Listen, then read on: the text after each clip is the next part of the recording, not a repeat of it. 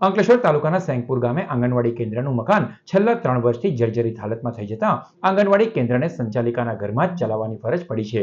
અંકલેશ્વર તાલુકાના સેંગપુર ગામમાં છેલ્લા 3 વર્ષથી આંગણવાડી કેન્દ્ર જર્જરિત હાલતમાં હોવાથી બાળકોમાં શિક્ષણ અને પોષણની કામગીરી ગંભીર રીતે પ્રભાવિત થઈ રહી છે। કાયમી મકાન ન હોવાથી આંગણવાડી કેન્દ્ર ક્યારેક મંદિરમાં તો ક્યારેક પૂજારીના ઘરે, ક્યારેક રોડ પર તો ક્યારેક અન્યના ઘરે ચલાવવાનો વારો આવ્યો છે।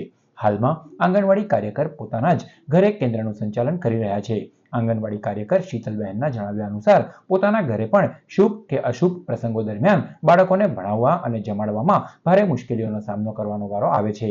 તેમણે આક્ષેપ કર્યો છે કે છેલ્લા 1 થી 1.5 વર્ષ પહેલા નવા આંગણવાડી કેન્દ્રને મંજૂરી મળી હોવા છતાં હજુ સુધી માત્ર ચર્ચાઓ જ થઈ રહી છે અને કામગીરી શરૂ કરવામાં આવી નથી। આંગણવાડીનું સ્થળ વારંવાર બદલાતું રહેતા બાળકોની હાજરી પર પણ નકારાત્મક અસર પડી રહી છે। સ્થળ બદલવાને કારણે બાળકોની સંખ્યામાં સતત ઘટાડો નોંધાઈ રહ્યો હોવાનું પણ સ્થાનિકો જણાવી રહ્યા છે। હું ગામ સેંગપુર આંગણવાડી કાર્યકર તરીકે ફરજ બજાવું છું અને મારી આંગણવાડી સેંગપુર 1 માં બોલાય છે અને સેંગપુર 1 આંગણવાડી લગભગ 3 વર્ષથી જર્જરિતમાં છે। હવે આંગણવાડી જર્જરિત છે અને મેં કેટલી બધી જગ્યાએ રજૂઆત કરી પણ એનું કોઈ નિરાકરણ આવતું નથી।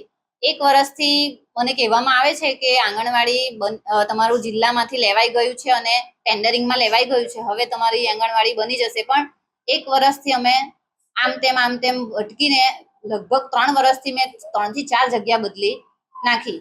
મંદિરના હોલમાં ચલાવી, એના મંદિરના હોલમાંથી પૂજારીના હોલમાં, બધી જગ્યાએ અલગ અલગ જગ્યાએ ચલાવી અને મારા પોતાના ખુદના ઘરમાં હું આંગણવાડી ચલાવું છું।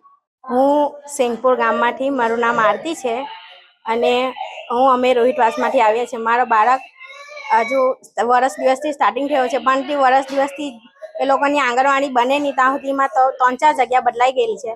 એના કારણે મારે બી એની હાથે જ બેસવું પડે અને એ લોકો રોડ પર બારવાડી હોય તો એ લોકોને અંદર ઘૂંડી બી મૂકે પણ એમ મેડમ હોય નહીં હોય એના લીધે મારે બી એની હાથે બેસવું પડે છે।